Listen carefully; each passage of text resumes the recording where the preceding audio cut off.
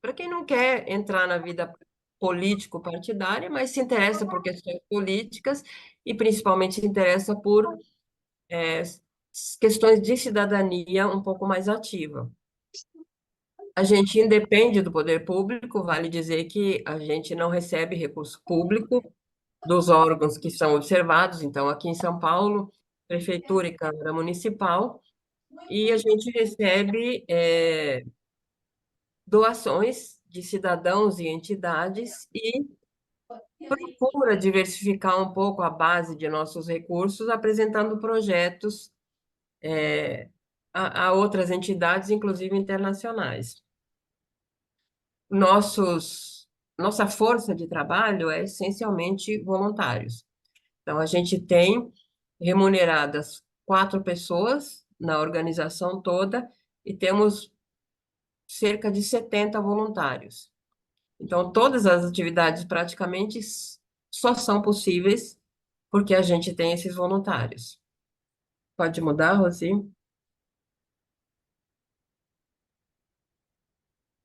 Qual que é a missão que a gente se coloca?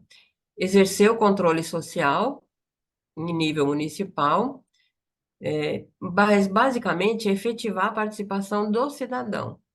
Então, essa iniciativa que é de hoje e dos demais meses até setembro é exatamente trazer um pouco desse conhecimento no nível prático. Então, a gente quer mostrar como as coisas funcionam, para transformar exatamente a indignação em atitude.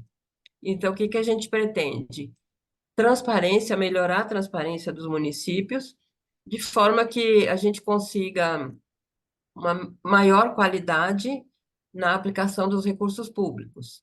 Como é que faz isso? A gente acredita que somente pela educação, mas por uma educação cidadã, com linguagem cidadã, e não simplesmente a educação formal, que já tem diversas falhas também.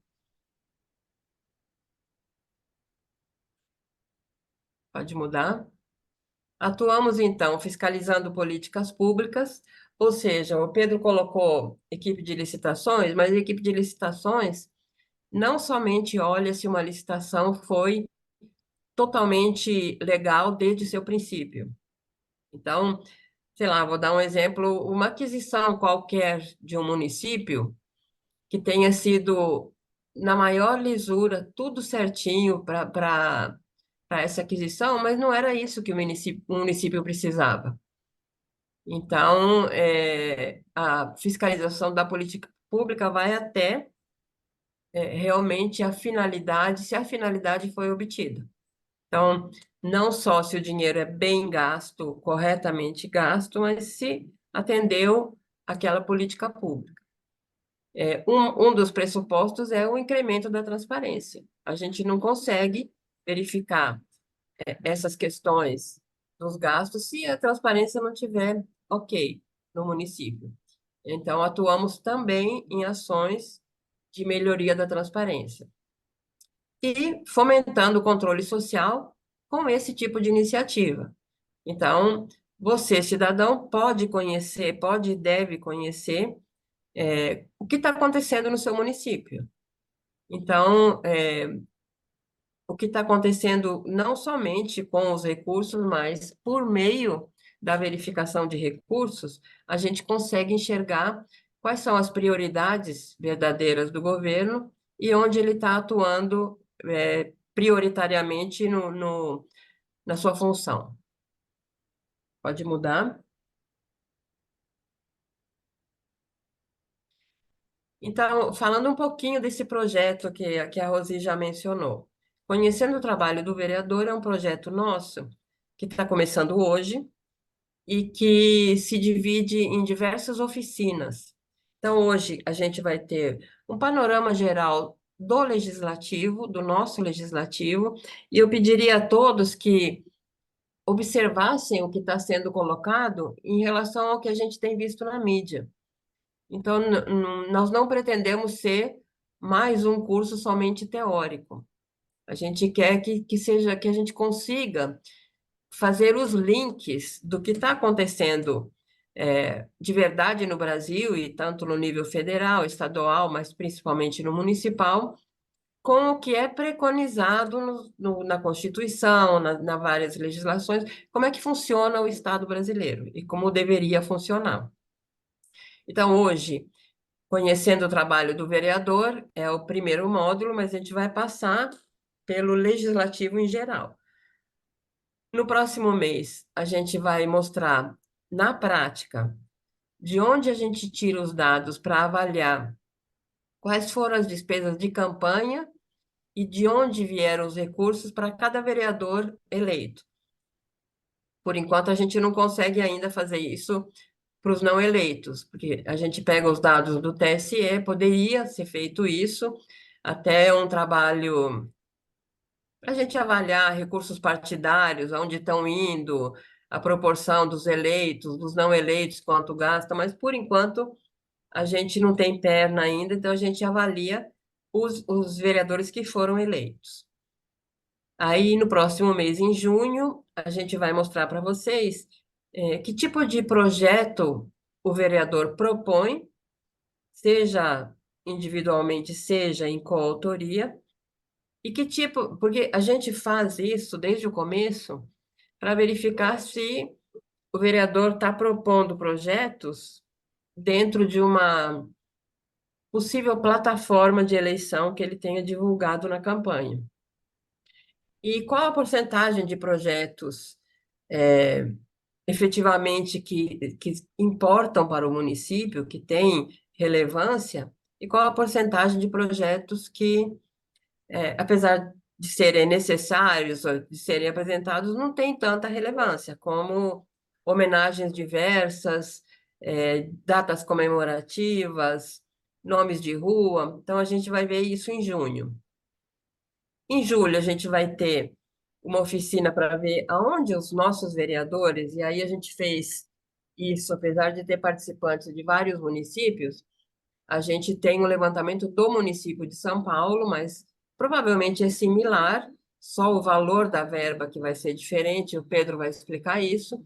Onde que o vereador do município de São Paulo gasta a verba para manter o gabinete dele?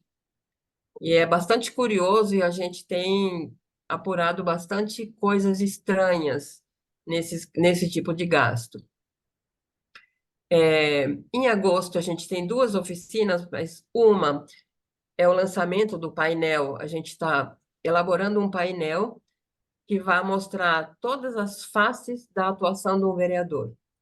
Que projeto ele propõe, quanto ele gasta, que tipo de emenda parlamentar ao orçamento ele propõe, de forma que a gente consiga clicar no vereador e ter essas informações centralizadas como contribuição para o eleitorado de São Paulo, mas a gente espera que os demais municípios também façam esse tipo de contribuição, pelo menos a gente saber quem está lá, se vale a pena reeleger, visto que a gente não consegue essas informações de quem ainda não foi eleito. Em agosto também a gente vai mostrar emendas ao orçamento, como é o processo de apresentação de uma emenda pelo vereador, como é liberado, quem libera, quem executa, como é feito isso, como é feito o controle, e todas essas oficinas bem práticas. Então, vocês vão colocar a mão na massa, ainda que seja do município de São Paulo, destacando que quem não é de São Paulo, a gente espera que tenha curiosidade de verificar isso no seu próprio município. E a última oficina, em setembro, a gente tem uma metodologia que foi desenvolvida aqui pelo INSPER, que avalia a Câmara como um todo. Então, avalia a Câmara em quatro aspectos. Se ela coopera demais com o Executivo, quer dizer, se ela diz amém para tudo que o prefeito quer. Se ela é muito promovedora se ela contesta muito o Executivo, apresenta projetos, apresenta substitutivos, apresenta emendas. Essas duas funções têm que ser equilibradas para que as coisas funcionem no município. O quanto ela fiscaliza o Poder Executivo, que é um papel da Câmara, e se ela é suficientemente transparente. De novo, a gente vai mostrar São Paulo, mas essa metodologia pode tranquilamente ser aplicada, ela foi desenvolvida justamente para comparar os parlamentos. Então, eu espero que contar com a presença de todos nas demais oficinas, porque vale muito a pena a gente se engajar conhecendo por dentro as coisas como elas funcionam. Pode mudar, Rosi? Acho que agora é o Pedro, né? Agora o Isso. Pedro continua. Obrigado, Joia. Obrigado, Rosi. Então, nós vamos começar nosso mini curso, né? Pode passar, Rosi, por favor. Obrigado. Então, começando, pessoal, aqui, o que que é o poder legislativo, né? O poder legislativo, pessoal, ele é o poder que cria e discute legislações, né? E que tipo de legislações? Leis, emenda constitucional, né? E essa é uma função do legislativo, que é de legislar, né? E tem a outra função, que é de fiscalizar os poderes executivos e judiciários, né? E o poder legislativo, ele é representado pelas câmaras legislativas, né, que são os parlamentos, né? E quais são os exemplos de parlamentos que a gente tem aqui no Brasil? A gente tem a Câmara de Vereadores a nível municipal, a gente tem as assembleias legislativas estaduais, né, que são representados aí pelos deputados estaduais, a Câmara dos Deputados, que são representados aí pelos deputados federais, e o Senado, né, que são representados aí pelos senadores, né? E como vocês podem ver aí no último item, né? Seus agentes são os legisladores, né? Vereadores, senadores, deputados federais, deputados estaduais e tem os deputados distritais, né? Que são os deputados de nível estadual, só que do Distrito Federal. Pode passar, Rosi.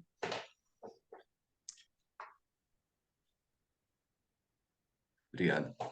Então, o poder legislativo, pessoal, ele pode ser unicameral ou bicameral, né? Depender aí da localidade, né? Explicando um pouco do sistema unicameral, né? Ele é um sistema no qual há somente uma casa legislativa, né?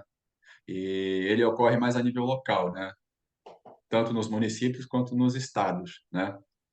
E um exemplo são as assembleias legislativas estaduais, né? E tem o sistema bicameral, que é o sistema no qual há duas casas legislativas, né? Que no caso aqui a gente tem um Congresso Nacional, né, que é dividido em duas casas, né, que são a Câmara dos Deputados, né, e o Senado Federal. E assim explicando melhor como que funciona o sistema bicameral, né, geralmente quando um projeto é aprovado na Câmara dos Deputados, né, proposto e aprovado na Câmara dos Deputados, ele vai depois para o Senado, né, aí o Senado pode aprovar, vai para a sanção do presidente, mas se o Senado alterar alguma coisa, volta para a Câmara dos Deputados, canaliza essa alteração e depois encaminha para o presidente e vice-versa, né? Pode acontecer também de ter origem no Senado, o projeto de lei vai para a Câmara dos Deputados, que aprecia, pode alterar, se alterar, volta para o Senado e aí depois encaminha para sanção presidencial. Pode passar, Rosi. Obrigado. Então, mas como que surgiu, pessoal, essa noção do poder legislativo, né? De ser um poder que legisla, né? Fiscaliza os demais poderes, né?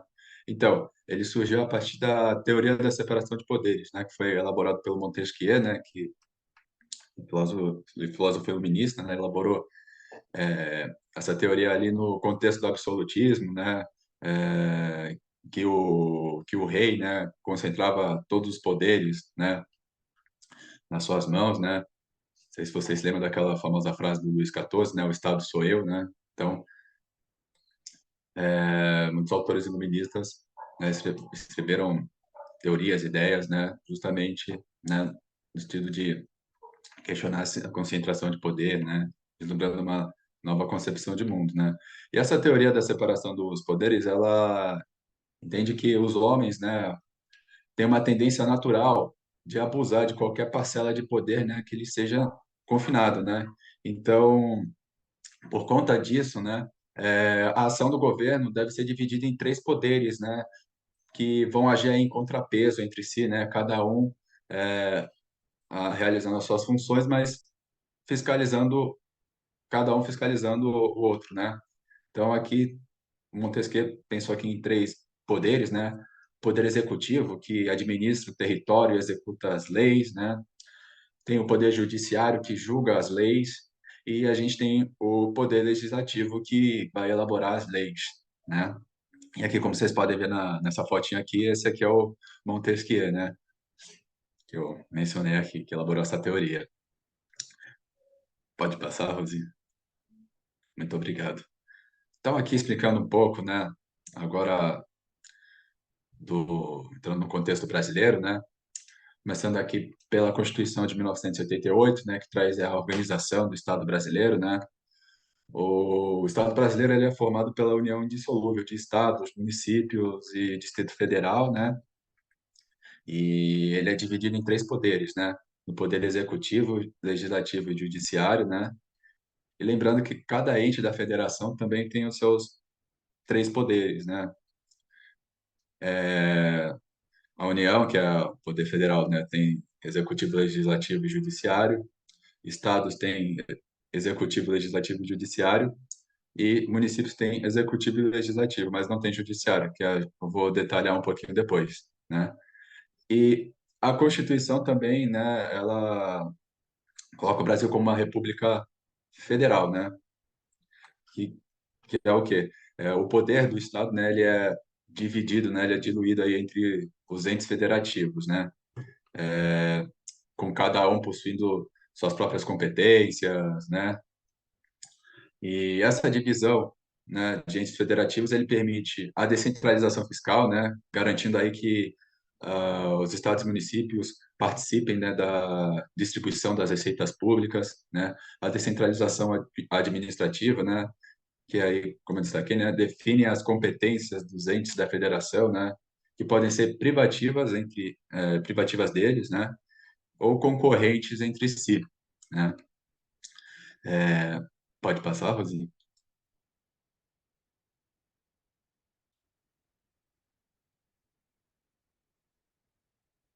Obrigado. Então, aqui, pessoal, detalhando aqui para vocês, né, a organização dos três poderes por ente federativo, né? Aqui vocês têm a tabelinha, né? Então, aqui na União, o poder executivo ele é representado pelo presidente da República, né? E na esfera da União, né, o legislativo ele é representado pelo Congresso Nacional e o judiciário, né, ele tem o seu maior representante, né, o Supremo Tribunal Federal, né, que interpreta a Constituição, mas você também tem outros tribunais, né, que vem depois do Supremo, né, que são o Tribunal de Justiça, né, Justiça Eleitoral, né, então você tem outros tribunais, né, dentro da esfera do judiciário a nível federal. Já a nível estadual, né, quem representa o poder executivo são os governadores, né. No legislativo você tem os deputados estaduais, né, que aí estão nas assembleias legislativas, né, e a nível do judiciário, né, você tem os tribunais de justiça, né, a Justiça Estadual Militar, né, e a nível municipal, pessoal, você tem o poder executivo, que é representado pelos prefeitos, e o legislativo, que é representado pelas câmaras municipais, né, que tem os vereadores. E o poder municipal, né, o ente municipal não possui um poder judiciário, né? Essa é uma grande diferença aí quando comparado aí com os demais entes da federação. Então, pode passar, Rosi? Agora detalhando, né, um pouquinho, né, aqui dos poderes legislativos, né, dos outros entes, para depois a gente entrar no poder legislativo a nível municipal, né? Começando aqui pelo poder legislativo a nível federal, né? Como eu destaquei anteriormente, né, ele funciona no sistema bicameral, né? Sendo a Câmara Alta, né, o Senado Federal, e a Câmara Baixa, a Câmara dos Deputados, né? E dentre as funções gerais, né, do poder legislativo, né, é, a nível federal, né, está a proposição e aprovação de leis, né, e a fiscalização do poder executivo, né, que pode ser feita aí desde né, as comissões convocando os ministros, né, também Tem aí o fato também do Poder Legislativo fiscalizar a aplicação, né, dos recursos públicos, a realização das políticas públicas pelo Poder Executivo, né? Então, tudo também isso entra nesse poder, nesse aspecto fiscalizador, né, do Poder Legislativo a nível federal. Pode passar, Rosinha. Aqui, pessoal, vocês têm uma imagem aqui do Congresso, né? Aí tem a setinha aqui. Ah, essa concha aqui de baixo, para a qual a setinha está apontando, ela é o Senado Federal, né? Esse aqui é o Senado Federal, né? E do outro lado, pessoal, né? Do lado direito, que tem a conchinha virada para cima, você tem a Câmara dos Deputados. Eu acho que a setinha precisaria apontar aqui. Acho que está no outro slide, Rosi. A setinha indicando o Câmara dos Deputados. Isso. E aí, pessoal, eu queria até jogar uma pergunta para vocês, pessoal. Vocês sabem por que existe isso da concha do Senado Federal e da concha da Câmara dos Deputados serem virados em lados opostos, né? No caso, a concha do Senado Federal ser virada para baixo e a concha da Câmara dos Deputados ser virada para cima? Vocês sabem por quê? Se vocês quiserem, escrevem aqui no chat.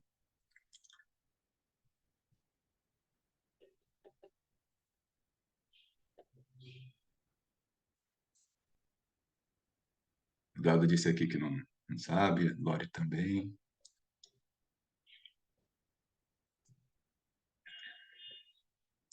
Pô, também não. Aqui o pessoal falando não. Bem, pode passar o slide, Rosi, para eu explicar aqui melhor. Então, aqui está a pergunta, né?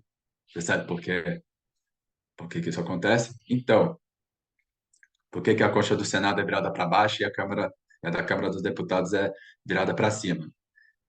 Então, o Senado Federal, pessoal, né?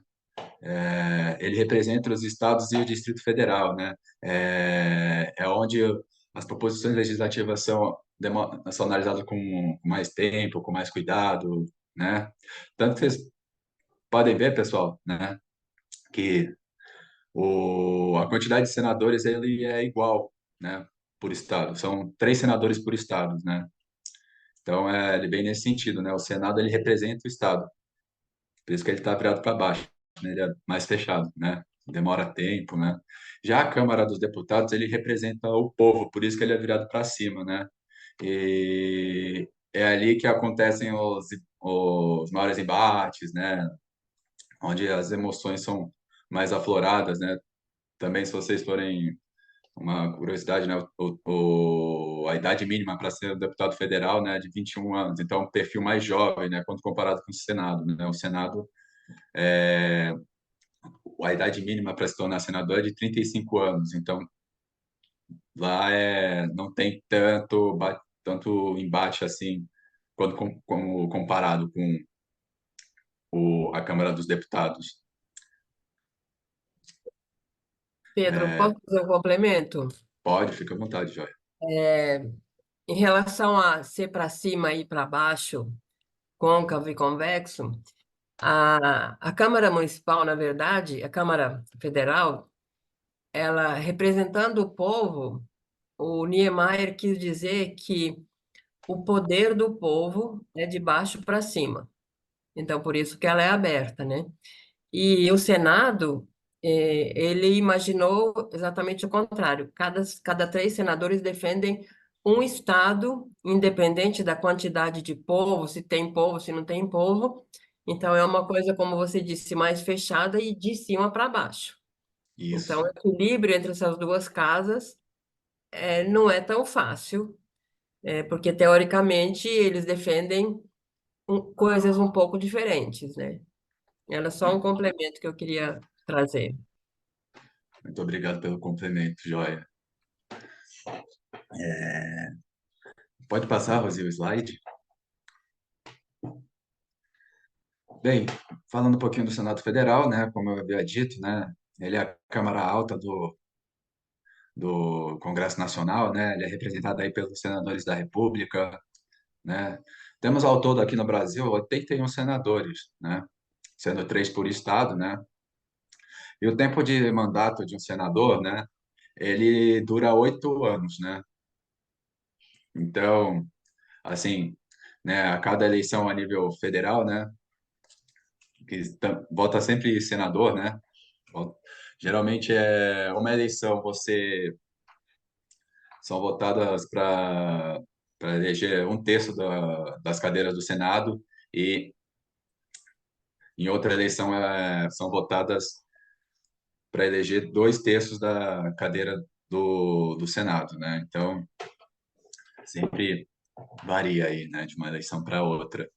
E explicando uma das funções privativas aí dos senadores, pode passar, Rosinha, né? Para além de legislar, né, e de fiscalizar o poder, os demais poderes, né, os senadores eles ainda têm algumas funções que são próprias deles, né? Então, eles podem abrir processos contra o presidente da República e ministros, né? Eles podem julgar possíveis crimes de responsabilidade do presidente, dos ministros, do procurador-geral da República, dos ministros do STF ou dos comandantes das Forças Armadas, né? E lembrando que para julgar o crime de responsabilidade do presidente da República ou de ministros depende da autorização de dois terços da Câmara dos Deputados, né? Então, ainda tem esse, como é que eu posso dizer, essa etapa ainda antes de fazer o julgamento dos crimes de responsabilidade do presidente e dos ministros. Os senadores também eles podem aprovar indicações de nomes ao Supremo Tribunal Federal, né? No caso aqui, a indicação de ministros. Ele também aprova a indicação de Procurador-Geral da República e também aprova a indicação da presidência e da direção do Banco Central, né? Que é quando os senadores fazem as sabatinas, né? Das pessoas que são indicadas para essas posições, né? Os senadores também podem autorizar operações financeiras externas da União, estados e municípios, fixa limites globais aí da dívida consolidada dos entes, trata dos limites de concessão da garantia da União em operações de crédito, tanto externo quanto externo, e determina os limites globais, né, do montante da dívida mobiliária dos estados e municípios, né? É, pode passar, você, por favor. Agora falando um pouco da Câmara dos Deputados, pessoal, né? A Câmara dos Deputados, ela é representada pelos deputados federais, né? E a gente tem um total aí de 513 cadeiras, né? Que são ocupadas aí por 513 deputados federais, né? E o tempo de mandato de um deputado federal é de 4 anos, né? Então, a cada eleição a nível federal, né? Sempre a gente está votando para eleger deputado federal, né? Sempre buscando aí eleger os 513 deputados federais, né? Eles também têm a função, né, de legislar e de fiscalizar, né, os demais poderes, né? E diferente do Senado Federal, né, a quantidade de deputados federais, ele varia para o estado, né? Então você tem estados, por exemplo, que tem mais deputados federais, né? São Paulo tem 70 deputados federais, né? E tem alguns estados, né, que tem menos, né, que são aqui alguns nomes que vocês estão vendo, né? O Acre, o Amazonas, né? Roraima, né? Cada um deles, por exemplo, com 8 deputados federais, né? Mas como que é feita essa definição, né, da quantidade de deputados federais por estado, né? Bem, você tem alguns passos para serem seguidos, né? Que são definidos aí pela Constituição, né? O primeiro passo, pessoal, é calcular o quociente populacional nacional, né? Que é a população do país pelo censo mais recente, dividido pela quantidade de deputados federais, né? Aqui, 513. Feito esse cálculo do quociente populacional nacional, a gente faz o cálculo do quociente populacional estadual, né? Que é a divisão da população do estado pelo quociente populacional nacional. A partir daí você tem a definição de quantos deputados o estado vai ter, né? E é claro, as 513, né, cadeiras, né, elas não são totalmente preenchidas, né, pelo só tendo a definição inicial, né, deputados federais, né, aí pelo quociente populacional estadual. Você ainda tem o cálculo da maior média, né, que é feito aí para preencher as cadeiras restantes. E os estados de São Paulo e os estados que tem aí as menores bancadas, né, eles são excluídos desse cálculo, né, porque, enfim, né, eles estão ocupando tanto o mínimo de cadeiras permitidas, né, e no caso São Paulo está ocupando o número máximo de cadeiras permitidas, né, para um estado, né. Se não tivesse esses limites, né, por exemplo, o estado de São Paulo poderia ter mais de 100 deputados federais e teria estado que, por exemplo, teria um deputado federal, dois, né, então tem esses limites também, né. E aí esses estados, tanto da maior bancada quanto da menor bancada, são excluídos, né, desse cálculo da maior média. E aqui eu fiz uma esquematização para mostrar para vocês, pessoal, né, para mostrar como é que funciona esse cálculo. Rosi, por favor. Muito obrigado. Aqui, né, mostrando aqui a formulinha, né, quociente populacional nacional, né, tem aqui a população nacional apontado pelo censo anterior, dividido pela quantidade de deputados federais, né. Então, aqui eu peguei um exemplo prático, né, com base aqui no nosso último censo, né, que constatou aí que a população brasileira tem mais de, é composta aí de um pouco mais aí de 203 milhões de pessoas, né, e dividido aí pela quantidade de deputados federais, né, você chega ao quociente populacional nacional, né, que é de 395 e 883, perdão, vírgula 35, né? Esse quociente populacional nacional, ele vai servir aí para o cálculo do nosso quociente populacional estadual, né, que vai definir aí o número inicial de deputados federais. Pode passar, Rosinha. Então, aqui, né, vocês podem ver no canto esquerdo, né, o cálculo de coeficiente populacional estadual, né, que é a população estadual, apontado pelo censo anterior, né, dividido pelo quociente populacional nacional, né, que foi o primeiro cálculo que a gente fez, né. Então, trazendo aqui um exemplo prático, né, nós temos aqui o estado do Paraná, né, que a sua população apontada pelo censo de 2022 foi de quase aí 11 milhões e meio, né, de habitantes, dividido aí pelo quociente populacional nacional, né? E quando a gente calcula aí o quociente populacional estadual, né, a gente chega no valor aproximado, né, de 28,9, né, deputados, né, para que a gente arredonda sempre para o número inteiro mais próximo, né, que no caso aqui são 29 deputados federais, né? Então aí só com o quociente populacional estadual, né, o Paraná já tem aí pelo menos 29 deputados federais, né? Mas como eu havia dito, pessoal, aí tá explicando aqui a maior média, né? Pode passar, Rosinha, por favor. Mesmo com o cálculo do quociente populacional estadual, né? As 313 cadeiras, as 513 cadeiras, eles não são totalmente preenchidas, né? São preenchidas somente 502 cadeiras, né? Então aí restam pelo menos umas 11 cadeiras para serem preenchidas, né? Que é feita aí pela maior média, que é calculado da seguinte forma, né?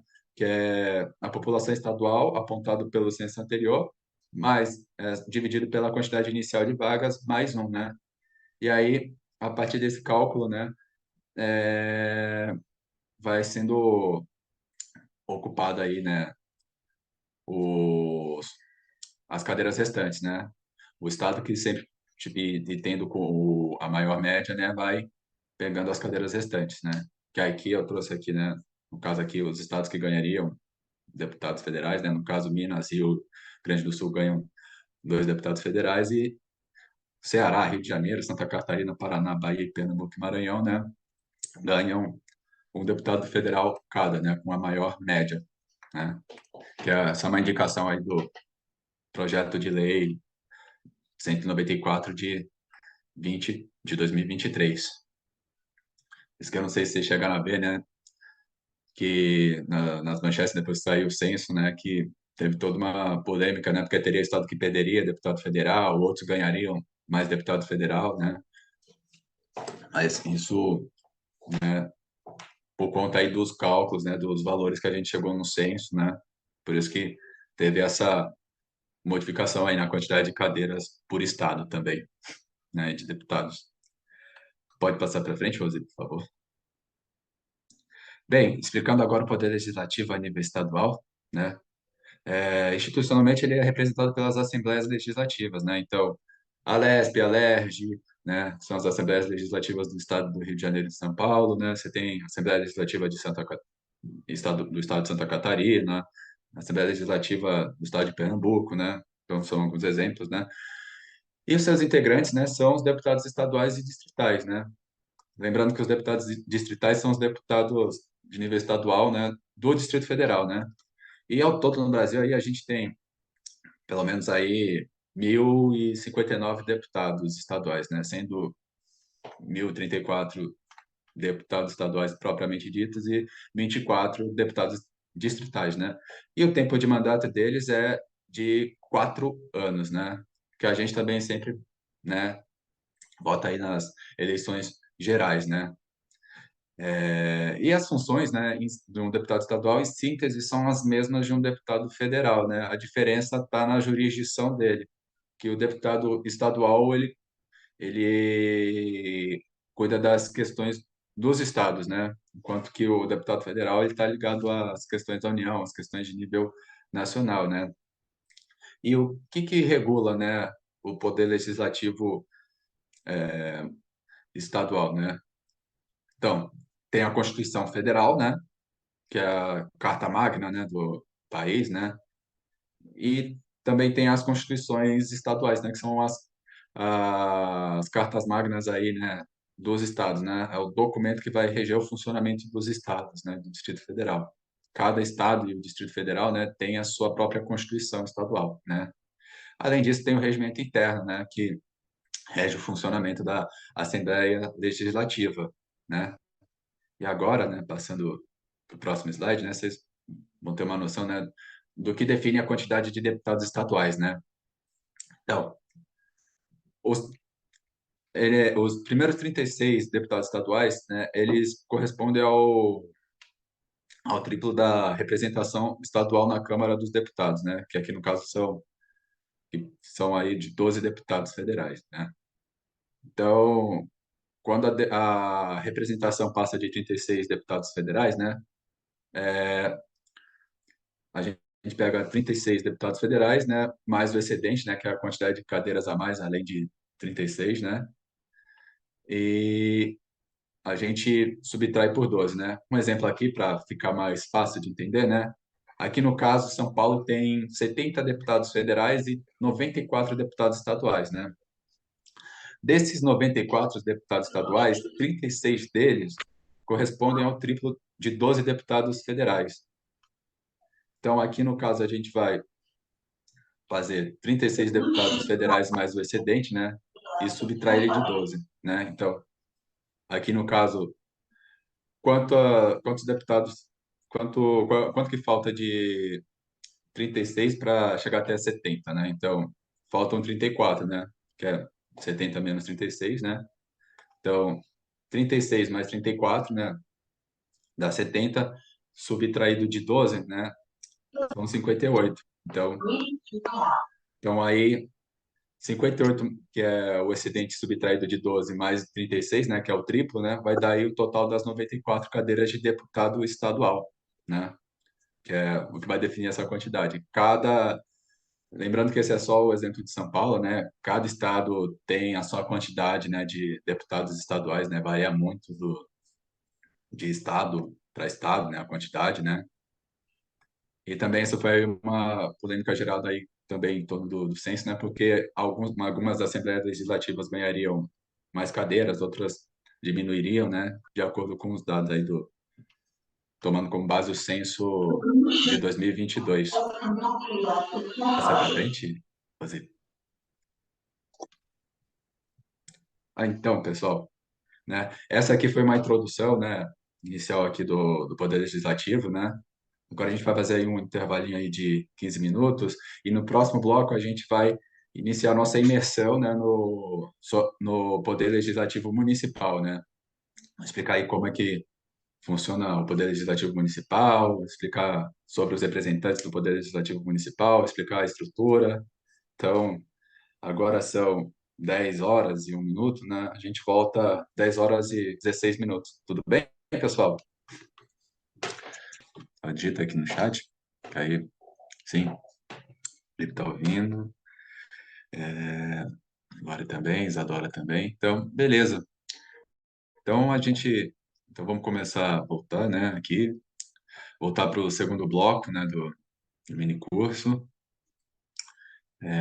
Que é, agora a gente vai fazer uma imersão mesmo, né, ao ponto principal do mini curso, né, que é Poder Legislativo Municipal, né? Vou introduzir aí vocês ao Poder Legislativo Municipal. Então, por favor, Rosi, puder passar para o próximo slide. Então, quais são os pontos aqui que a gente vai tocar aqui, né? A gente vai tocar sobre as câmaras municipais, né?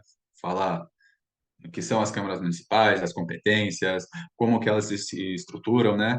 Falar também dos vereadores, né? Que são os parlamentares a nível municipal, né? O que que eles fazem, né? Quais são os requisitos para ser um vereador, né?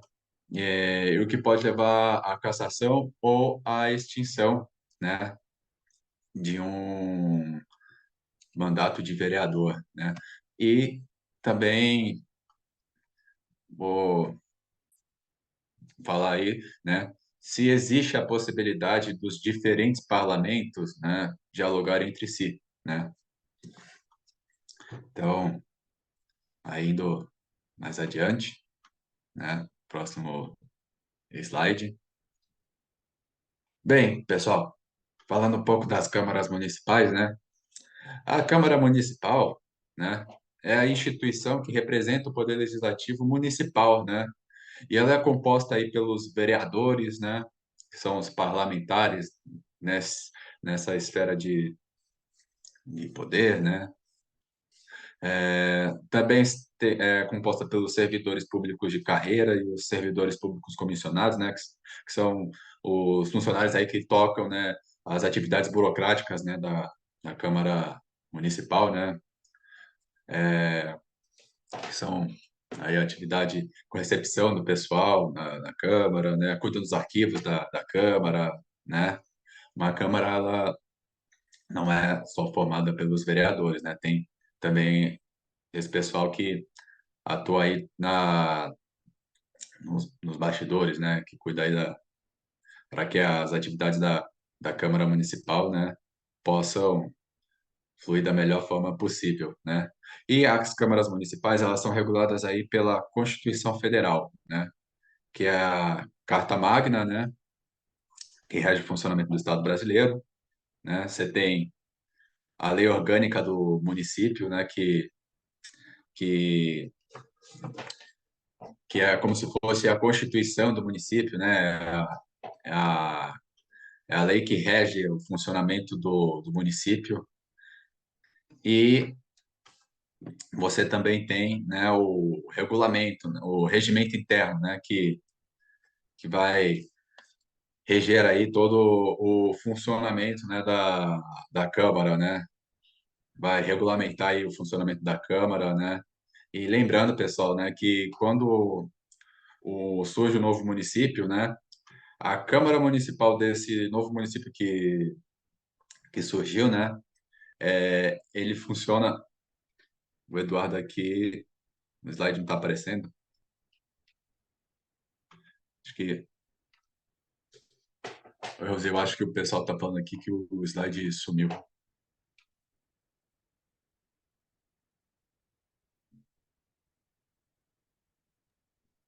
Rosy, quer que eu compartilhe o meu? Se vocês quiserem, eu posso compartilhar aqui, sem problemas. Eu também posso. Não sei o que aconteceu. Tá, Ah, tá. é, você Então eu quer fazer? compartilho aqui. Oi?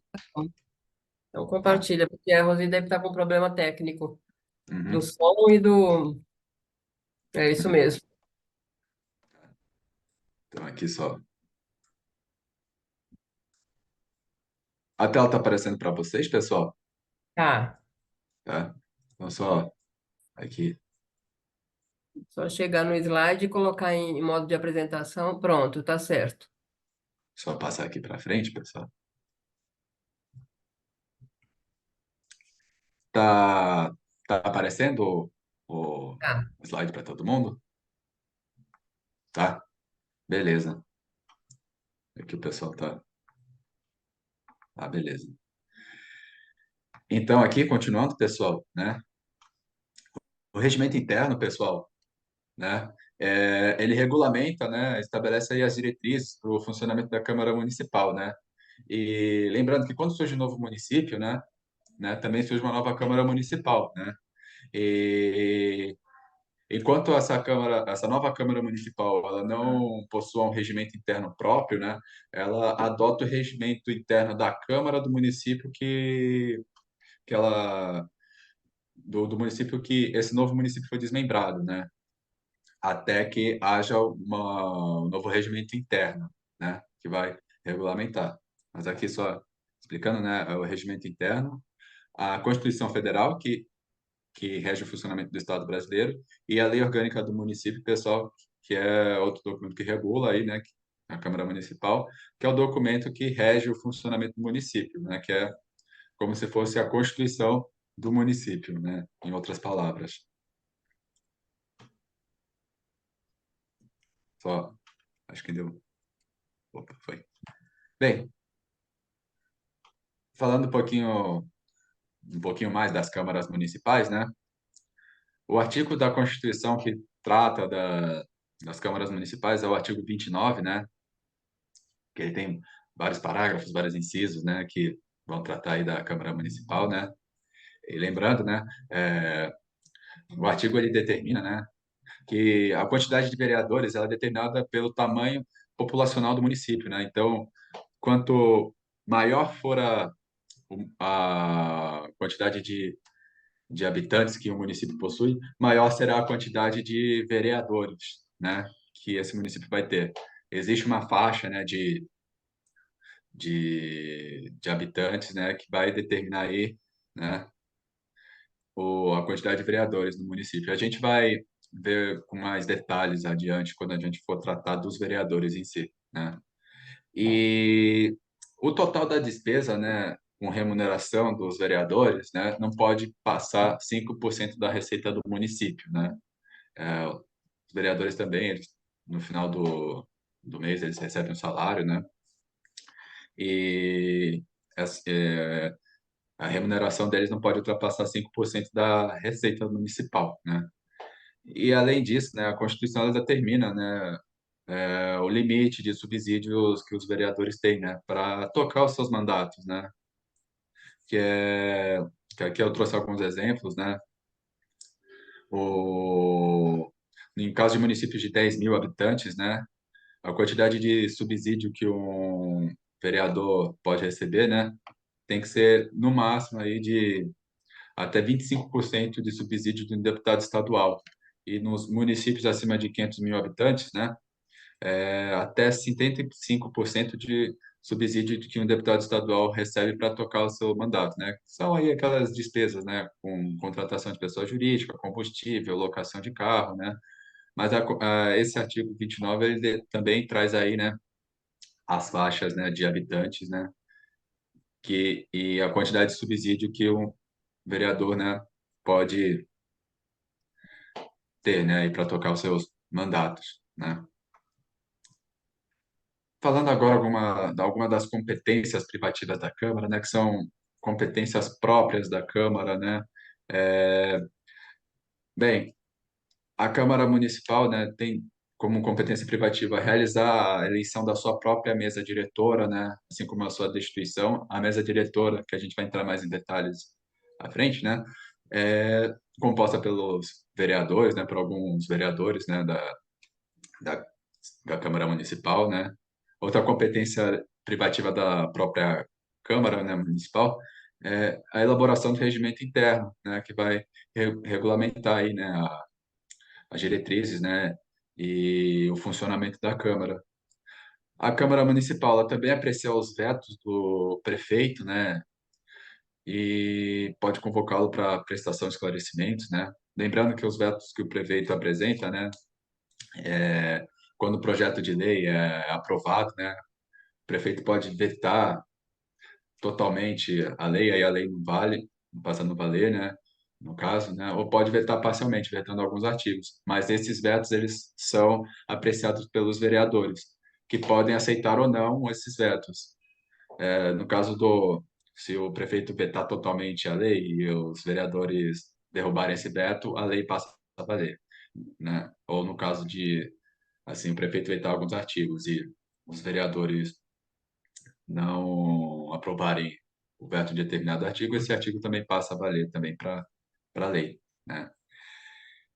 É, as câmaras municipais também podem solicitar informações pertinentes sobre matérias que estejam sob apreciação, né, dos vereadores, né?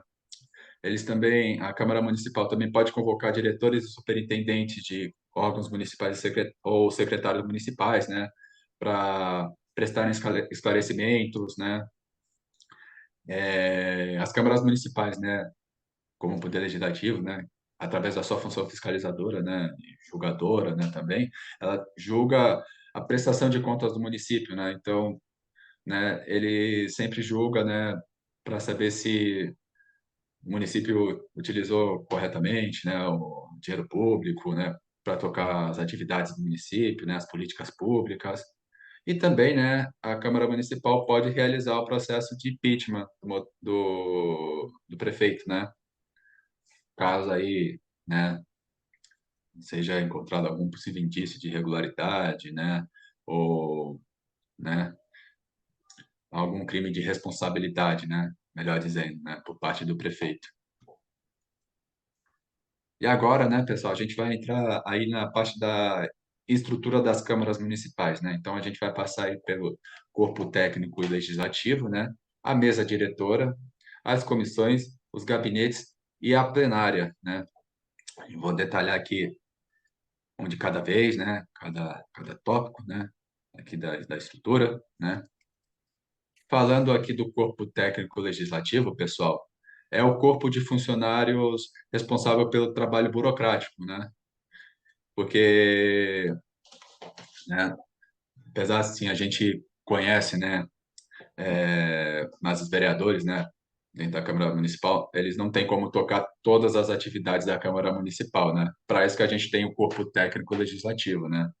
Então, o corpo técnico legislativo, eles são responsáveis aí pela recepção de pessoas na entrada da Câmara, eles cuidam dos arquivos do parlamento, né?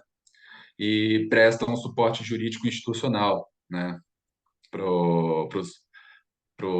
para a Câmara, né? Então, é o pessoal aí que está mais nos bastidores aí, né? Cuidando, né, do funcionamento e zelando aí pelas atividades aí da Câmara Municipal. Já a mesa diretora, pessoal, né? A mesa diretora, ela tem função de conduzir os trabalhos legislativos e os serviços administrativos da Câmara Municipal, né? E aí ela é composta pelas seguintes posições, né? Primeiro, o presidente da mesa diretora, que é o presidente da Câmara, né? Ele é o representante da Câmara, né? Tanto em juízo quanto fora da Câmara, né?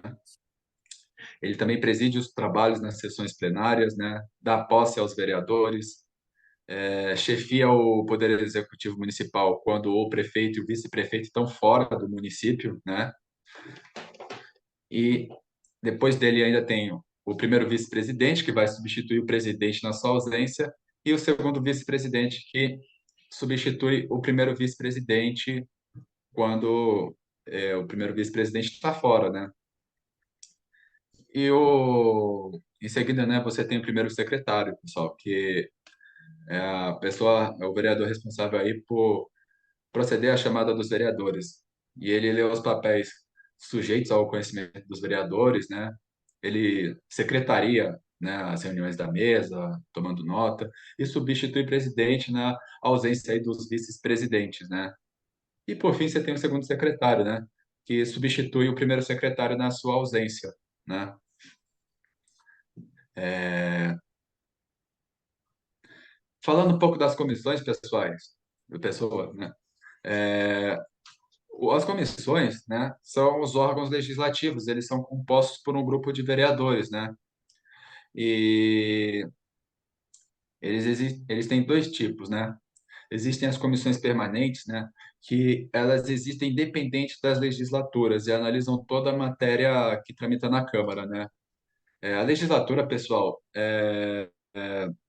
são aqueles períodos de 4 anos, né, que existem na Câmara Municipal, né? Então, a cada eleição que é votada, né, a gente está elegendo uma nova legislatura, né? Então, tipo, esse ano a gente vai votar aí para prefeito e vereador, né? Então, os vereadores que vão ser eleitos, né, para os próximos 4 anos são os vereadores que vão tocar a próxima legislatura, a legislatura do período de 2025 até 2028, né? E, enfim, as comissões, né, as comissões permanentes, né, elas analisam toda a matéria que tramita na Câmara, né? Todo projeto de lei, antes de ir para votação, né, de toda a Câmara, né, elas passam ainda pelas comissões, né, que vão apreciar esses projetos para ver se estão, enfim, de acordo com a Constituição, não fere a legislação, né, e são comissões temáticas, né, então a gente tem a Comissão de Constituição e Justiça, né, que vai analisar, né, a constitucionalidade das leis, né? Você tem comissão de educação que vai analisar aí, né, projetos relacionados à educação, comissão de transporte, por exemplo, que vai analisar os projetos relacionados ao transporte público, né? A comissão de saúde que analisa os projetos de lei relacionados à área da saúde, né? Então, essas são as comissões permanentes, né? Elas existem independente das legislaturas, né? E tem as comissões temporárias, né? Que elas têm uma finalidade muito específica, né? E tem uma duração limitada, né? Que é essa comissão temporária ela acaba quando ela atinge o seu objetivo final, né? E aqui trazendo uma estruturação para vocês, pessoal, né? Das comissões parlamentares, né? Eu fiz aqui essa estruturação aqui baseada nas comissões da Câmara Municipal de São Paulo, né? Então você tem as comissões permanentes, né? Que são aqui os melhores exemplos das comissões permanentes, as comissões de caráter técnico legislativo e as comissões de caráter extraordinário, né? E do outro lado vocês têm as comissões temporárias, né? Que são, no caso aqui, as comissões parlamentares de inquérito, né? Que são as CPIs, né? As comissões de representação e as comissões de estudo, né? E agora detalhando cada uma delas, né? Bem, explicando a comissão permanente de caráter técnico legislativo, né? São as comissões que analisam e votam projetos, né? Eles promovem estudos e pesquisas, realizam audiências públicas para consultar a população, né? Emitem pareceres e podem convocar pessoas da administração pública para prestar esclarecimentos, né? E ainda podem possuir subcomissões, né? São comissões dentro das comissões, né, que vão analisar um tópico específico, né? Dentro do tema dessa comissão técnico-legislativa principal, né? E vocês têm aí as comissões extraordinárias, que são comissões que realizam estudos, debates, avaliações e que promovem políticas públicas nas áreas é, para as quais elas são destinadas, né? Então, aqui essas são as comissões permanentes, né, pessoal? Já as comissões temporárias, pessoais, né? A gente tem três tipos, né? Baseado ali naquela esquematização que eu trouxe para vocês, né? Primeiro são as comissões parlamentares de inquérito, né? São as CPIs, né? São comissões aí formadas pelos vereadores, né? Que apuram fatos e denúncias, né? Possuem um cronograma de trabalho, né? Para organizar os trabalhos, né, dessa comissão e dar um poder de investigação igual dar um poder de investigação aos vereadores igual ao das autoridades judiciais, né, que é o poder de investigar, de interrogar, né. Então, essa é aí a comissão parlamentar de inquérito, né, são as CPIs, né. Já a comissão de representação, pessoal, né? Ela surge quando um grupo de parlamentares vai representar o parlamento em um local, né, fora do município, né, em um ato externo, né? Então, aí é uma comissão que representa esses vereadores, que é formada por vereadores, né, que vai representar a Câmara aí, né, em outros lugares, né? E ela acaba quando, né, acaba esse ato externo, né? E tem as comissões especiais, né, que surge quando um problema precisa ser apreciado por duas comissões permanentes diferentes, né? Então, assim, por exemplo, né, a Comissão de Constituição e Justiça precisa apreciar um problema e Constituição de Transporte, né, precisa apreciar o mesmo problema que a Comissão de Constituição e Justiça. Então, cria-se uma comissão especial, né, para analisar esse mesmo problema, né, de modo a simplificar aí os trabalhos, né, das comissões. Já os gabinetes, pessoal, é o espaço físico onde os vereadores exercem as suas funções e organizam toda a sua atuação de parlamentar, né? Ele é o espaço onde ficam seus funcionários, né, que são as pessoas aí que prestam suporte para o vereador aí na sua atuação parlamentar, né, que são os auxiliares, os assistentes, os assessores parlamentares. Tem o chefe de gabinete também, né, que cuida bastante aí do gabinete também, né? Então, são várias pessoas aí, são vários funcionários, né, que vão dar o suporte ao vereador, né? Além disso, é o lugar, né, que os vereadores recebem, né, os cidadãos, né, que vão levar suas demandas, às vezes levam, né, como eu posso dizer, levam ao conhecimento do vereador um problema que está acontecendo no seu bairro, em determinada rua, né, ou numa escola, né. Então, é o lugar onde os cidadãos são recebidos pelos vereadores aí para levar essas informações, né, por exemplo. E agora a plenária, pessoal, né? A plenária é onde os vereadores se reúnem para publicamente para discutir, né, debater, analisar, né, aprovar e rejeitar os projetos de lei, né? É, é nela que ocorre a sessão, né? Todas as sessões, né, que as câmaras realizam, né, e podem ser acompanhadas pelos cidadãos. Onde é o local onde vocês costumam ver nas televisões, né, onde estão reunindo os parlamentares, né? E aqui eu trouxe alguns exemplos aqui de plenários para vocês conhecerem, né? Aqui no canto esquerdo, né, você tem a Câmara Municipal de Paraty, né? Vocês podem ver uma plenária bem pequenininha, né, assim, claro, comparado com as outras câmaras, né? E no meio você tem a Câmara Municipal de São Paulo, né, que é uma plenária grande, né, assim, em termos de espaço, né? Aqui é onde os vereadores também fazem seus discursos, né, defender as suas ideias, né, sobre a determinado tópico, sobre os projetos de lei. E aqui no canto direito, né, vocês têm a Câmara Municipal de Niterói, né, que é que é também aqui a plenária dessa Câmara Municipal. Então vocês veem que varia muito, né, de município para município, né, a, o tamanho, né, a estrutura da plenária, né. E agora, pessoal, falando um pouco das sessões, né, que são as sessões que acontecem na plenária, né. Então, aqui, falando alguns tipos de sessões que acontecem nas câmaras municipais, a gente tem quatro tipos de sessões, né? As sessões ordinárias, as sessões extraordinárias, as sessões solenes e as sessões especiais, né? E essa estruturação aqui eu trouxe, né, com base aí na explicação da Câmara Municipal de Mojimirim, né?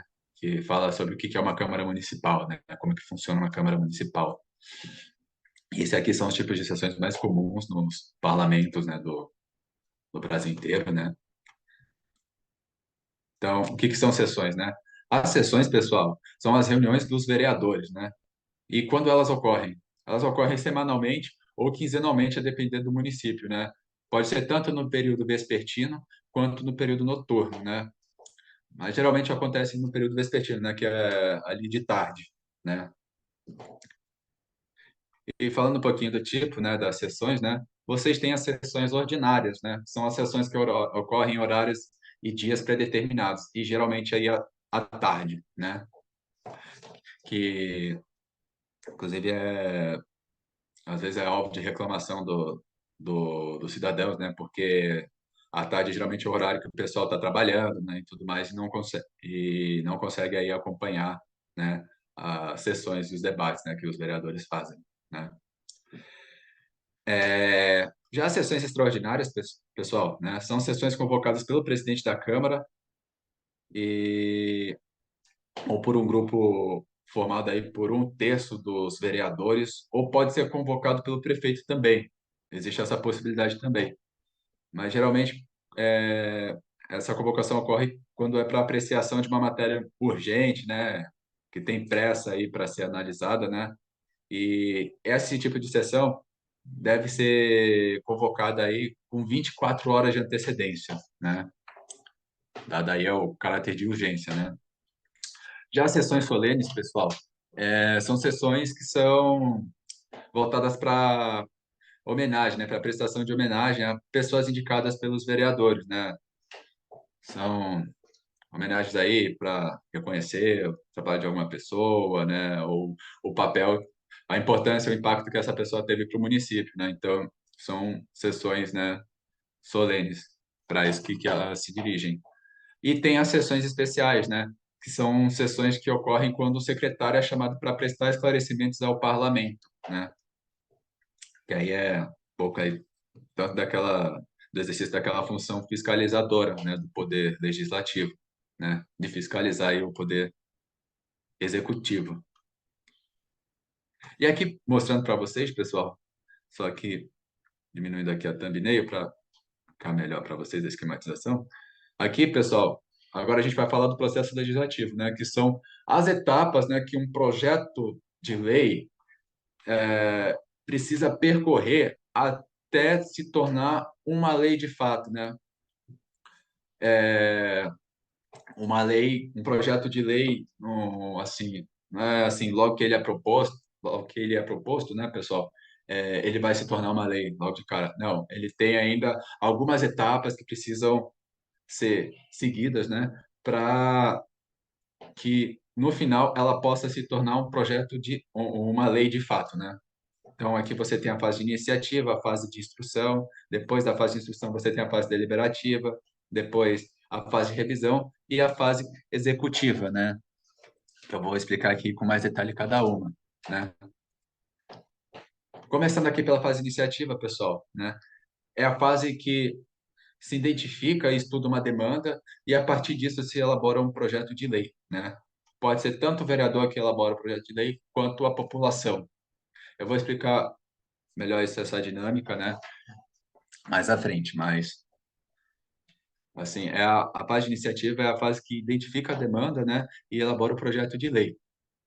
Passada essa fase de iniciativa, de elaboração do projeto de lei, né, a fase de instrução, né, que é feita a primeira leitura e aí começa a análise do projeto de lei e a sua apreciação pelas comissões, né, que aí as comissões vão verificar, né, se o projeto de lei respeita, né, a, a Constituição, né? Respeita a lei orgânica do município, né? Pode ser debatido mais alguma coisa aí pela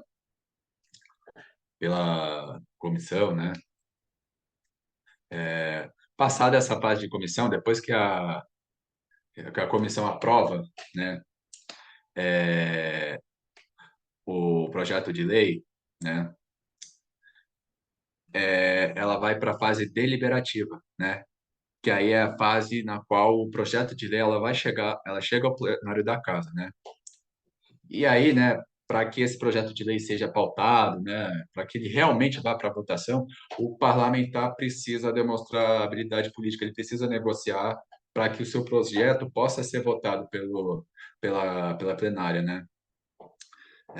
Então, aqui demanda aí bastante traquejo político por parte dos vereadores, né? Aqui que, enfim, eles precisam realmente demonstrar a sua habilidade, né, política, né, de negociar, né, com os demais parlamentares, né.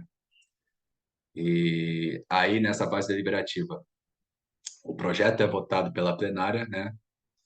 E ainda o projeto pode sofrer algumas alterações, né? Mas no caso do projeto ser aprovado, né, o projeto vai para a fase de revisão, que é a fase na qual, após a feita a aprovação na plenária, o projeto volta para a comissão relacionada, né, que deu o parecer aí favorável, né, que aprovou aí a legislação, né? No caso aqui, inclusive é a Constituição, né, de Comissão de Justiça, né, que vai ver se as possíveis alterações que foram feitas na fase deliberativa, né, estão dentro dos parâmetros constitucionais, né? Aí, passado nessa fase de revisão, né, tem a fase executiva, que é a fase na qual o projeto, né, parte para ser sancionado pelo prefeito, né? Ele pode ser tanto sancionado quanto vetado, né? Aí, caso haja um veto, né, os vereadores vão analisar esse veto, decidir se derrubam ou não o veto do prefeito. Mas caso o prefeito não vete nenhum ponto da lei ou a lei por completo, né, a lei já passa a valer, né? Então, a fase executiva é a fase final aí do processo legislativo. E bem, quais são os tipos de projetos, né, de proposições, né, que são votadas numa Câmara, né? Que aqui agora a gente vai ver um pouco melhor aí, né, as proposições legislativas que a Câmara Municipal vota, né? A gente tem aí os projetos de lei, né? São os projetos voltados às questões municipais, né? São projetos voltados para a educação, para a saúde, né? E para serem aprovados os projetos de lei, né? Esses projetos dependem aí da maioria simples dos vereadores. Então, não precisa ser mais da metade dos vereadores. Pode ser a maioria dos vereadores que estão presentes ali na plenária, né? Já um projeto de lei complementar, pessoal, né? São projetos que complementam a lei orgânica do município em matérias específicas. Vocês se lembram? A lei orgânica do município é como se fosse a constituição do município, né? Então, são projetos aí que complementam a lei orgânica do município em matérias específicas e depende da maioria absoluta do plenário para ser aprovado. Então, precisa aí da mais da metade dos vereadores aí para serem aprovados, né? Já o projeto de emenda à lei orgânica do município, ele é um projeto que tem por objetivo alterar algum ponto ali da lei orgânica do município, né? E aí é que está a diferença com a lei complementar. Enquanto a lei complementar ela vai tratar de um assunto muito específico, né, regulamentar algum ponto do município, a emenda à lei orgânica municipal, né, ele vai alterar pontos da lei orgânica, né? E aí, claro, ele depende de 2/3 dos votos favoráveis dos vereadores em 2 turnos para ser aprovado, né? Já o projeto de resolução, pessoal, é um projeto voltado para as questões internas da Câmara Municipal, né? Que é, por exemplo, projeto para criar frente parlamentar, né? Definir custos de mandato, né? Então, esses são os projetos de resolução. E aí que a gente tem, né, os dois últimos projetos, né, que são votados aí pelas câmaras municipais, que são os projetos de decreto legislativo, né, que são projetos que têm um caráter mais normativo, né, e geralmente a sua finalidade é de conceder tanto títulos quanto homenagem para as pessoas, e depende de 2/3 dos votos favoráveis dos vereadores para serem aprovados. E também, né, pessoal, como eu tinha dito, né, os cidadãos também podem propor projetos, né, de lei, né? E aqui, no caso, são os projetos de iniciativa popular, né? Que são os projetos redigidos pelos cidadãos, né? E precisa de assinatura de pelo menos 5% dos eleitores do município, né? Para depois se tornar um projeto, ser votado aí pelos vereadores, né? E agora falando, pessoal, dos vereadores. Os vereadores são os parlamentares a nível municipal, né? Os seus mandatos eles duram 4 anos, né? E os vereadores, pessoal, é o maior grupo de políticos do Brasil, né? Todo município tem um vereador, né? E aí, ao todo, a gente tem mais de 58 mil vereadores no Brasil inteiro, né? Lembrando que o Brasil tem mais de 5 mil municípios, né? Esse aqui foi o número mais recente que eu consegui aí de vereadores, né? 58.114 vereadores, né? Se eu não me engano, vai alterar, vai aumentar mais o número de vereadores, porque, se eu não me engano, surgiu um novo município ali no Centro-Oeste, né? Então deve aí alterar um pouquinho aí o número de vereadores. E a quantidade de vereadores, pessoal, ele depende do número de habitantes do município, né? Que foi o que eu havia dito anteriormente, né? O número de vereadores é proporcional à quantidade de pessoas que habitam o município. E ele é definido aí pelo artigo 29 do inciso 4, né, da Constituição de 1988. E aqui eu trouxe alguns exemplos, né, da quantidade de vereadores por município, né? Então, municípios até 15 mil habitantes têm 9 vereadores, entre 80 mil e 120 mil habitantes tem 17 vereadores, de 600 mil a 750 mil são 27 vereadores, entre 1,5 milhão e 1,8 milhão são 39 vereadores, e no caso de municípios com mais de 8 milhões de habitantes, né, são 55 vereadores. Se eu não me engano, aqui no caso, o município de São Paulo é o único município que tem 55 vereadores. E o parlamento paulistano, pessoal, é um dos 10 maiores parlamentos aí do Brasil, né? Se eu não me engano, a Câmara de Vereadores de São Paulo, se eu não me engano, é o sétimo ou oitavo maior parlamento do Brasil, né? E aí, eu queria deixar uma pergunta para vocês, pessoal. Vocês sabem quantos vereadores tem no município de vocês? Deixem aí uma resposta aí no chat. Vocês têm noção de quantos vereadores tem no município de vocês?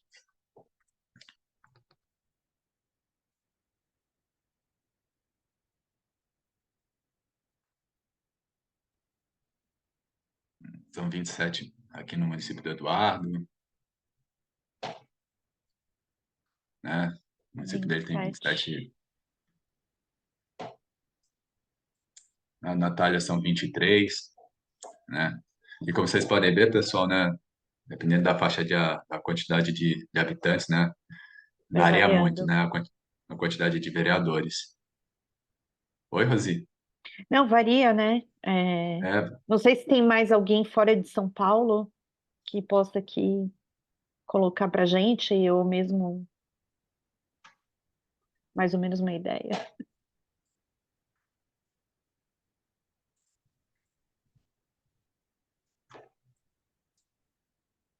bacana, né? A gente vê que sempre varia, né? De um município para outro. Vocês conseguem ter essa noção da quantidade de vereadores, né? Por município, né? Ali olhando o artigo 29 da Constituição Federal. Eu trouxe aqui alguns exemplos, mas tem vários itens, tem várias, tem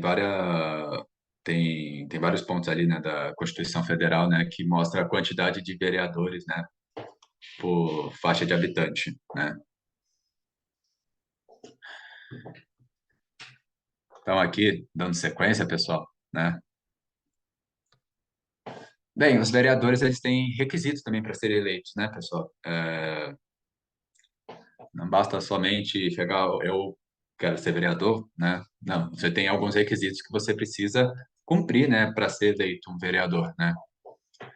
Bem, o primeiro ponto, né, é ser brasileiro nato ou naturalizado, né, que a posição de vereador, ele não é um cargo privativo de brasileiro nato, né, que é aquela pessoa que nasceu no Brasil, que é brasileira desde o nascimento, né? Então, pode ser tanto brasileiro nato ou aquela pessoa que é estrangeira, né, e se naturalizou brasileira, né, recebeu a nacionalidade brasileira. Também é fundamental que essa pessoa seja alfabetizada, né, saber ler e escrever. Outro requisito é estar afiliado a um partido político pelo menos um ano antes da eleição, né. Não existe candidato independente, né, aqui no Brasil, o que eu digo, né, candidato sem estar afiliado a um partido político. Existem outros países fora do Brasil, né, mas aqui no Brasil é obrigatório que o candidato esteja afiliado a um partido político para depois aí, né, poder concorrer nas eleições, né. Também Outro requisito é que a pessoa tenha 18 anos completos na data limite do registro da candidatura, né? Tem que estar quite com a Justiça Eleitoral, tem que ter pelo menos um ano de domicílio eleitoral no município, né? No período imediatamente anterior à eleição. E no caso de pessoas do sexo masculino, né, tem que possuir o certificado de reservista, né? Que aí é o famoso alistamento militar. Vocês acham que deveria ter mais requisitos para vereadores? Pessoal, fica- abrir espaço para vocês escreverem também no chat. Vocês acham que deveria ter mais requisitos? Acho que esses requisitos já são suficientes? O que que vocês acham?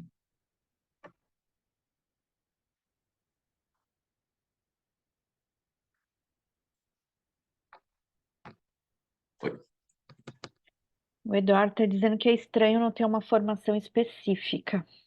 Uhum. Eles aprendem o ofício lá? Provavelmente. Na Provavelmente, prática. na prática, é.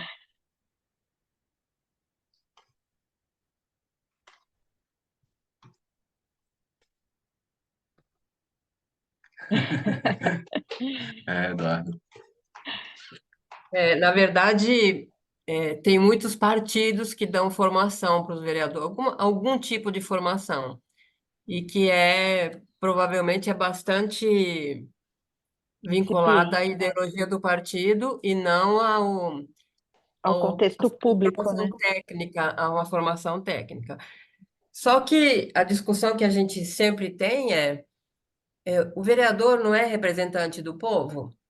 Então, se a gente exige que o vereador tenha pós-graduação em direito, ele não vai representar o povo.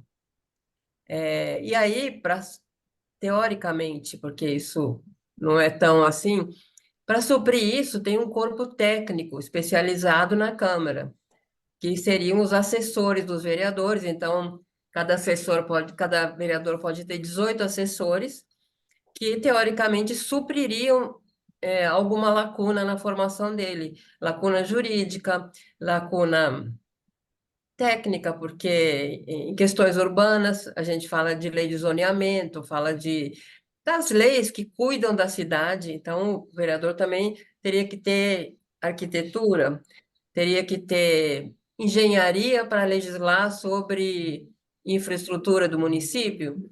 Então, ao mesmo tempo que a gente sente muita falta de formação quando algum vereador abre a boca, a gente também tem que refletir a respeito de qual é o papel desse vereador.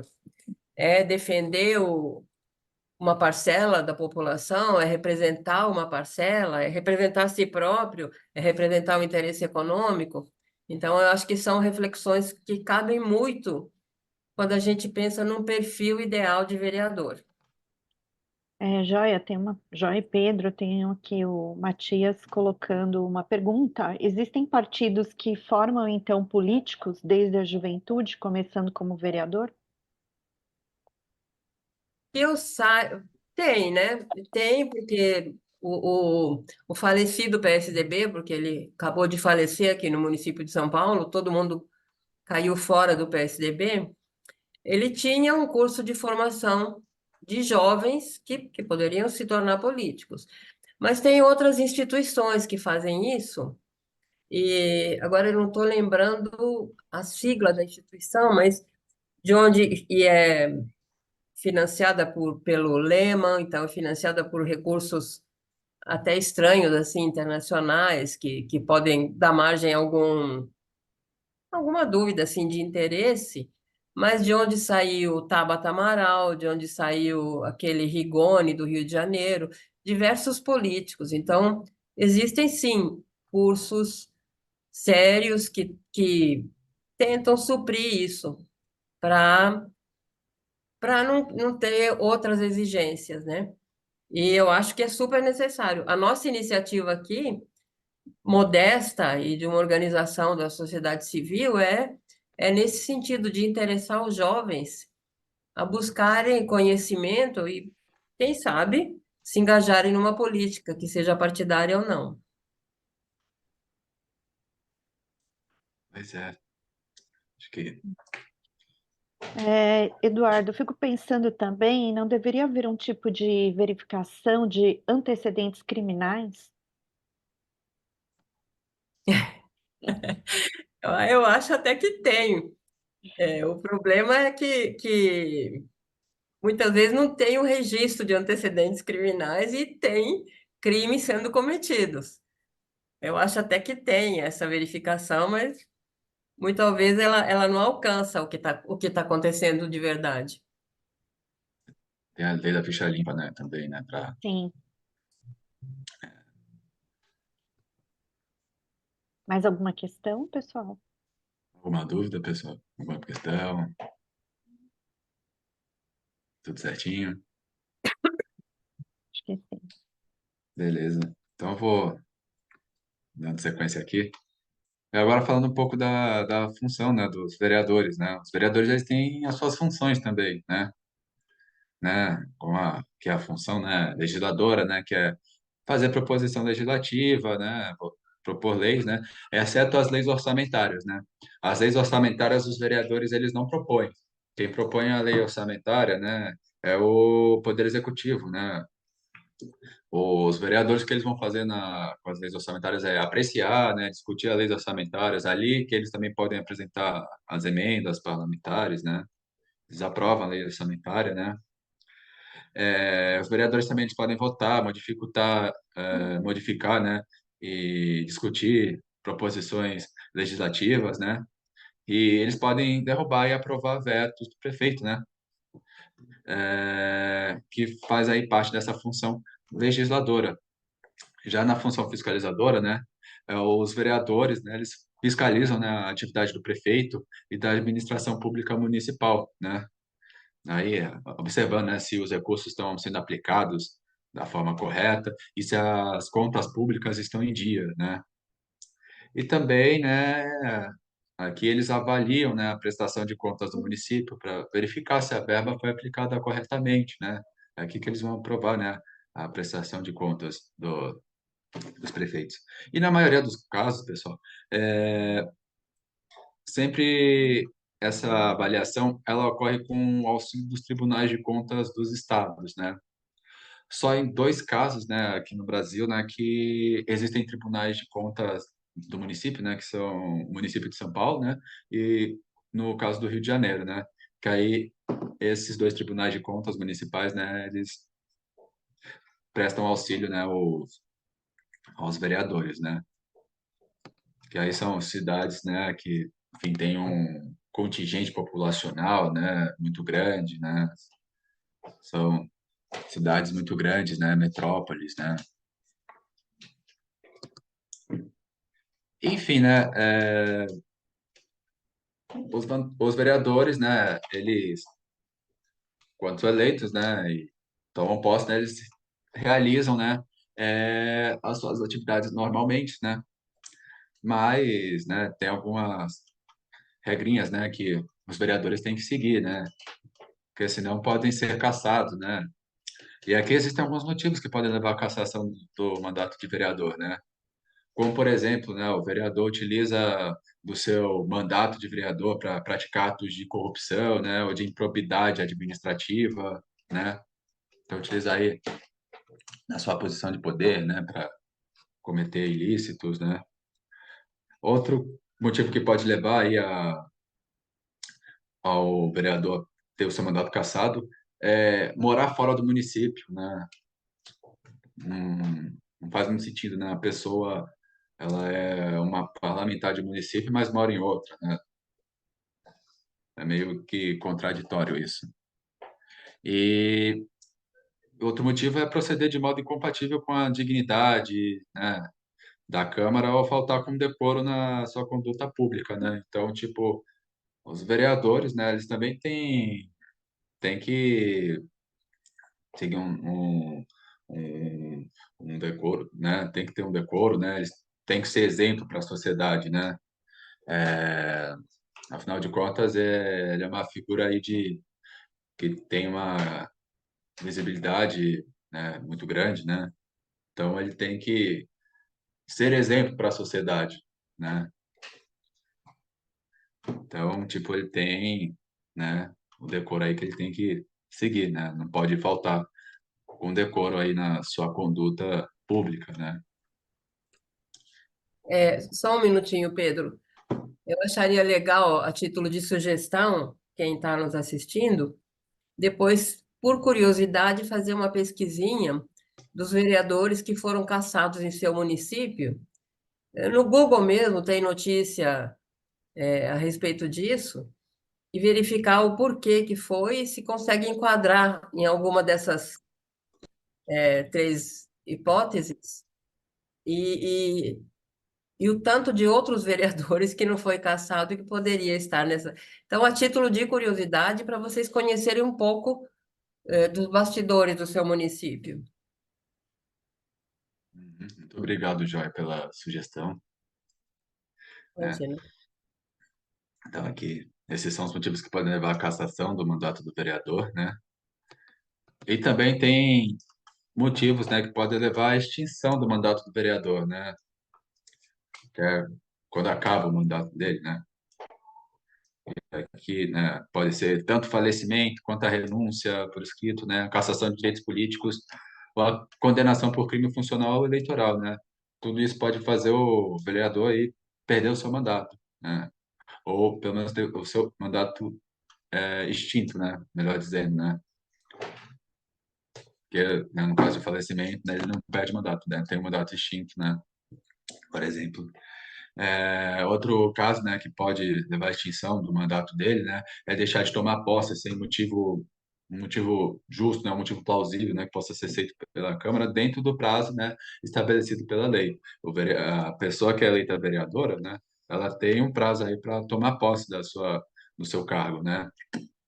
Então, também aí é outro motivo aí que pode levar à extinção do mandato, né? Deixar de comparecer em cada sessão legislativa anual a terça, a terça parte, né, das sessões ordinárias da Câmara Municipal, exceto por algum motivo de doença, de licença ou missão autorizada, né? Então aí é fundamental aí que o vereador seja assíduo, né, nas sessões da Câmara Municipal, né, esteja presente ali, né. Outro motivo que pode levar à extinção do mandato é deixar de comparecer às 5 sessões extraordinárias convocadas pelo prefeito, né, e outro é incidir nos impedimentos para o exercício do mandato, né, estabelecidos em lei, e não se desincompatibilizar até a posse, né? E também nos casos supervenientes aí que são fixados em lei ou pela Câmara Municipal, né, que pode aí, né, acabar aí estabelecendo esses impedimentos. Ah, e oi, Rosi.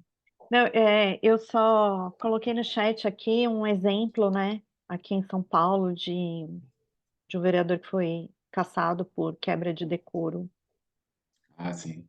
por racismo. Uhum. E aqui, pessoal, eu queria deixar uma pergunta para vocês, pessoal. Os diferentes parlamentos, eles podem dialogar entre si? Você acha que, vocês sabem se os parlamentos, eles podem conversar entre si? Assim, os vereadores podem conversar com deputados federais, com deputados estaduais, podem conversar com vereadores de outros municípios? Vocês acham que existe essa possibilidade? Eduardo acredita que sim, Felipe também, Matias também, Sabrina também, de uma ou mais cidades, etc., né, que o Eduardo disse, né? Bacana. E bem, né, trazendo a resposta aqui, né, pessoal? Sim, tá todo mundo certo, né? Sim, mas como que os diferentes parlamentos podem conversar entre si, né? Existem alguns motivos, né, que podem levar a esse diálogo, né? Um, por exemplo, é o estabelecimento de acordos de colaboração mútua, né, de informações de interesse comum, né? Por exemplo, a gente tem as CPIs, né, da Enel, que aconteceu na Lesp e que está acontecendo agora na Câmara Municipal de São Paulo, né? E outro motivo, né, que pode, né, fazer esse diálogo aí interparlamentar, né? São assuntos que interferem mais de uma jurisdição, né? Por exemplo, a privatização da Sabesp. A Sabesp, apesar de ser uma empresa do Estado, né? E do Estado de São Paulo, no caso, né? É, a privatização da Sabesp foi aprovada na Lesp, né? Na Assembleia Legislativa do Estado de São Paulo, mas está dependendo também da aprovação da Câmara, né? De São Paulo, porque São Paulo, além de ser o principal cliente da Sabesp, né? Existe uma cláusula ali, né? Estabelecida ali no contrato que o município de São Paulo, né? é, Fechou com a Sabesp, né? De que em caso de privatização, né? é, Antes da privatização acontecer, né, precisaria ter apreciação da Câmara Municipal, né, para saber se a Câmara Municipal está de acordo ou não, né, com a privatização, né. Então, são esses alguns exemplos, né, de como que os diferentes parlamentos, né, podem conversar, né, entre si, né. Por fim, aqui eu passo a palavra para Rosi, né. Fique à vontade, Rosi. Obrigada, Pedro. Bom, gente, a gente já chegou aqui, né, no final desse mini curso e a gente espera que tenha sido super útil para vocês, e tenha esclarecido dúvidas. E eu vou passar aqui no chat a pesquisa, né, para vocês aqui ajudarem a gente na continuação desse trabalho e nas próximas oficinas. Então, a pesquisa aqui, vocês vão avaliar, né, um pouquinho aí sobre o conteúdo, ajudar a gente a sempre fazer a nossa melhoria contínua. E também, quem tiver, eh, quiser receber o certificado de hoje, tem uma pergunta lá para vocês preencherem o nome certinho e o e-mail para que a gente possa encaminhar aí nos próximos dias. Tá bom? Muito obrigada pelo tempo e a disponibilidade de vocês, e a gente aguarda, eh, os interessados nas próximas oficinas, que são oficinas, mão na massa aí, para que vocês possam aplicar esses conhecimentos também aqui adquiridos, né, e enfim, e trocar tudo isso aí em conjunto com outras pessoas. Beleza? Joia, você quer falar uma palavrinha também? Obrigada, Eduardo. Só agradecer mesmo a participação de todos e a gente espera mesmo que vocês despertem para esse tipo de coisa, a título de curiosidade, a título de cidadania, e a gente fica à disposição. Quem sabe algum de vocês se torne nosso voluntário, acho que já tem até algum voluntário participando, Tem. em seu próprio município, não precisa vir para São Paulo, e se tiver observatório no município, eu não sei de onde vocês são, a gente está à disposição para qualquer necessidade. Muitíssimo obrigada e um ótimo final de semana a todos. Obrigada, pessoal. Pessoal, queria agradecer aí a presença de vocês também aqui, só mostrando aqui as referências aí que a gente utilizou, né, para estruturar aí a apresentação, né, a legislação, livros, né, é, A gente vai e compartilhar essa apresentação, Pedro? podemos compartilhar com o pessoal, sim. Acho que vai ser Se vocês interessante. quiserem, eu vou colocar no site do Observatório e vocês podem baixar para ter as referências, enfim, né? Eu acho que tem aqui, pessoal, os estudantes aqui que eu vi que são da FECAP, então, de repente, se tiverem interesse, a gente deixa lá disponível no nosso site. Ai, ok, Uhum. Isadora, obrigada. Muito obrigado, pessoal, pela presença de vocês, né? Agradeço também aí a